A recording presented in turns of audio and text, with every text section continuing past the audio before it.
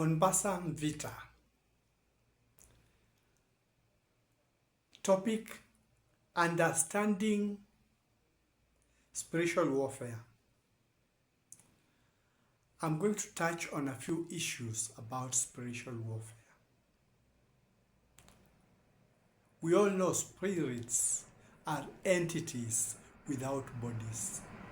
They are not visible, but their effects can be felt or be seen. I'm going to talk about a time when the spirit of destruction invaded the world, and many bad things happened. We had a problem, but we expounded the problem. When this disease that has now almost gone down, people don't worry as much as they used to worry about it, called acquired immunity deficiency syndrome, AIDS, began. Because it came when I had grown. When it began, in some place, the first places were the US, but we were told that it had come from the rhesus monkey in Africa. So I don't know how that could work out, but the first place was in the United States, the first death. And then it spread to this place and the rest of the world. And by then it was a feared disease. People did not understand it. So those who died were covered in a polythene, a special polythene bag. They were to be handled by a special team, just the way Ebola is being done. And those who are suffering from it were shunned by people. People did not understand the disease. It was a virus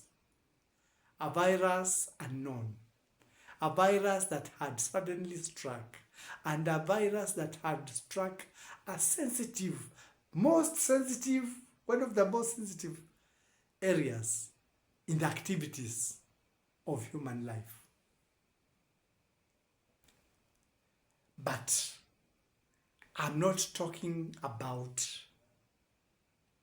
just the AIDS virus. I'm talking about the reactions, those who were there or those who understood the happenings at that time, because I was there, can be able to attest to this. When that disease came, in Kenya it started with people who are dealing with this trade, the flesh trade. You understand what I'm talking about? So the first ones came from that place, and when somebody was diagnosed to have this disease, it meant people shunned you. People did not want to get close to you, even the closest people, because they did not understand what this monster was. And when this monster struck, that's why I'm talking about spiritual warfare. Those who were infected had a certain spirit that was operating in them. The spirit of revenge. It was very common when a man is infected and he had a lot of money, then he went on a jolly hunt. Every lady who would accept the money would get the money, and they were very careful. They would take the names. So somebody talks to you, think maybe you're exchanging addresses or whatever, but he has an interest of taking that name. And What they did, the ladies now went free. They did not now mind. You had money, you had no money, you were handsome, you were ugly, you had similar interests, you didn't have, they just gave themselves. So it went and went on like that, like that, like that. The number accumulated. Then when you would go to the hospital, because some were sick, and when their relatives came, those who had some little strength, they would find a long list written. A long list, names and places where these people were. So somebody would come from the hospital and tell you, do you know so and so? And you say yes. And he tells you, did you have anything to do with him or her? And when you're still thinking, he will tell you, you are on the death list. It's written, when she goes or when he goes, amongst those she has or he has interacted with are those names. It was a common thing. And people avoided other people because there was that danger. Those who had that did not want to use protection, or sometimes when they use protection, they would deliberately get rid of it in the process. And there seemed to be a driving force. By that time, I didn't understand much about spiritualism. But later I came to understand it was a spirit of death that was using the virus as a bullet to kill many people. So anybody who got the virus had that anger burning in them. And they would go on a spreading spree. Some would spread until when they had become so thin and so weak that they could not be able to do anything.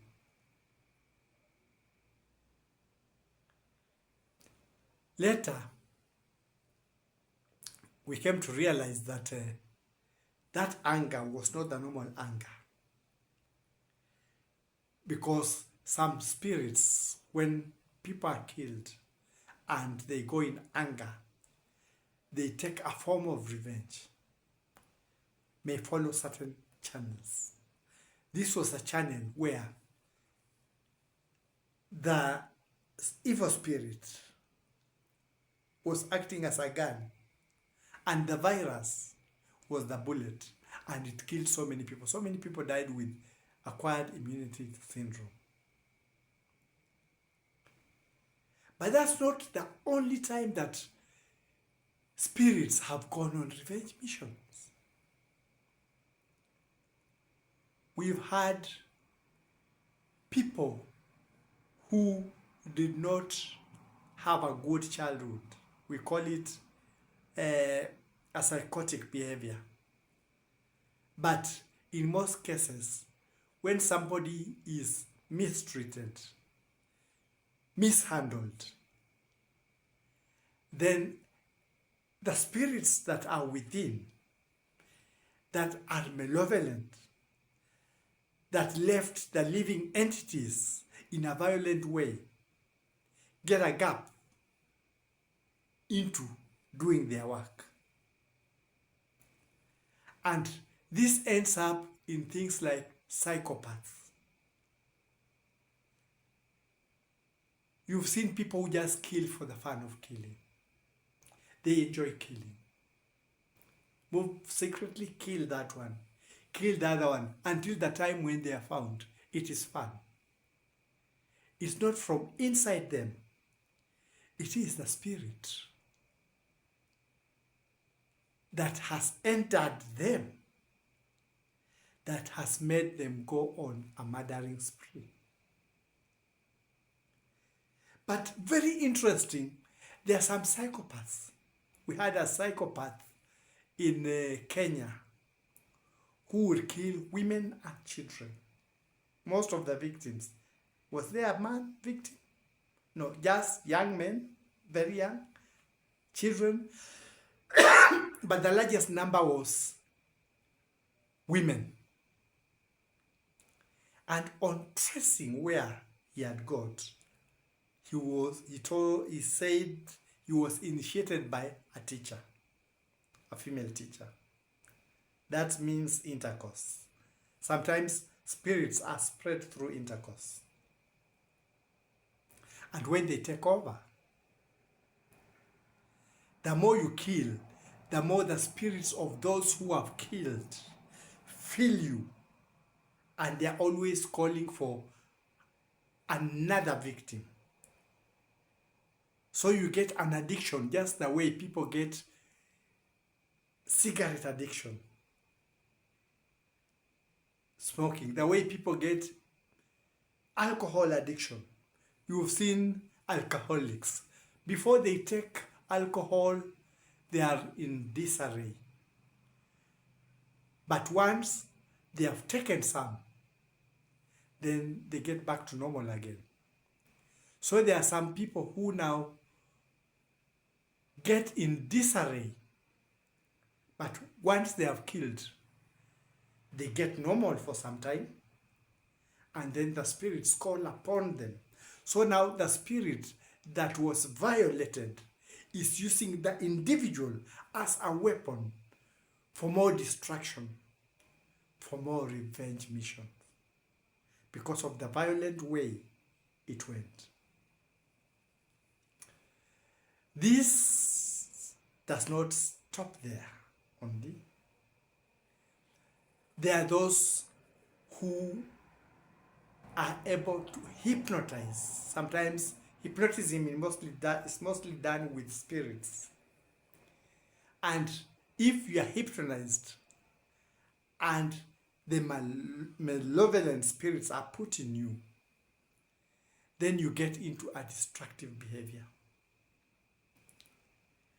It sometimes leads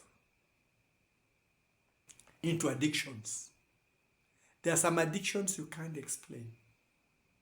It's an addiction that even guiding and counseling and such like things are not able to get at. And you wonder what is happening. But if you are able to handle the paranormal part of the person, you will find there comes a time when now the issue goes lessening. It's mostly the spirits. That's why you find some of the developed countries have started looking for soldiers from the developing countries. They don't want their people to fight the wars. Why? Because when you are involved in warfare, human nature is such that when the body dies, the spirit departs. But the nature in which the spirit departs will affect the way that the spirit will react. If it's a violent manner, because the spirit feels it's violated, sometimes it does not depart to the spirit world. It stays around looking for revenge. And many people who have gone to war and killed in warfare have these scaring dreams, and they can easily kill. They are always seeing the people they killed. It becomes a psychotic behavior. The first mental hospital was opened in the United States after the American Civil War. Many people had this problem. And those who have engaged in warfare, military, where you kill, you slaughter for survival, eventually after that, the spirits get to them. And sometimes you use drugs to push that down, cushion that down, but the battle mostly has to be with the spirit. That is when the spirit turns the individual into a weapon. The spirit is a weapon, and now it changes the person to be an agent of destruction. So when we handle people who have got repeated behaviors, who have got revenge behaviors, we should find out if it has to do with a spiritual dimension, because some are spiritual, but we keep saying they are mental. Checking into it, you'll find that they are being driven by a spiritual force. That's why you find many countries that have had war. It takes a while before people calm down. There are lots of murders where there has been bloodshed. There's a lot of violence where there has been bloodshed. And it takes a while before that violence comes down. So in most countries, in most places, in whatever you do, be it political, be it the normal interaction, there are people who, when something small happens, they always talk of warfare, warfare, warfare. But those who have gotten involved in warfare find that it leaves those people who are useful to the society become wrecks. Some are not even able to do their own jobs. Because when you take a life unfairly, in most cases it hits back. Because a tortured spirit does not leave quickly. It keeps waiting for revenge. So why am I talking about this? During our election, when we could not understand one another and we went on clashes, the heroes in those clashes, many of them had mental problems. They could not function because they took lives. So in situations that we have, agreements or no agreements, we should always keep life sacred. Try to go around all other means, but avoid bloodshed. Because the spirits that depart violently always leave a negative impact. That is my advice to the world because of the encounters I've had spiritually, the things I've learned spiritually. Avoid bloodshed if it is necessary at all costs. It always hits back in a negative way and for a very long time. Let's always examine ourselves, be it in politics, be it in our daily lives, be it in everything that we do, so that anger does not overtake us, because it also comes, the spirit of destruction takes advantage of anger, takes advantage of unfair treatment, takes advantage of mistreatment. There are times when somebody has been mistreated, they end up doing funny things. You find somebody coming and hacking the whole family, no reason, because of the pressure that was put on them and the spirits that have been around and had not gone due to a violent exit entering those people who are suffering those things. And that's why when somebody is feeling low, you are advised either to have something spiritual, something that keeps you busy, keeps your hopes up. Because when you are low, the spirits that can be able to sense, they are able to sense many things that we cannot be able to find in the normal sense in our normal bodies. When they sense that thing is there, they take advantage of that. And that's why you find people entering destructive behaviors, revenge behaviors, murders, and suicide. Watch out for that, because those are spirits waging a spiritual warfare. Sometimes they make you feel good after you do that, and they are always encouraging. You want to destroy.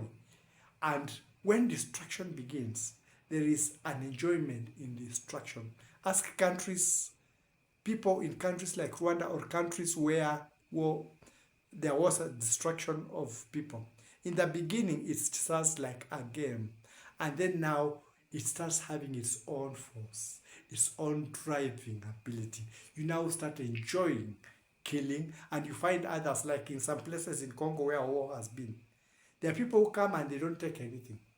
They just torture people, cut the intestines out, do whatever, kill people slowly. And you find they have no human feelings at all. They are cutting somebody like they are cutting a piece of paper or a piece of banana, or chopping somebody in small pieces like they are chopping vegetables. It is that spirit when they have taken over, and now people are in the destructive mood. So always keep calm. Like us in Kenya, when we are dealing with our politics, keep calm. We had some problems after the clashes, and also immediately after independence, people had problems. And anytime when there are clashes for some time and lives are lost, it takes a while before people can be able to get back to the normal.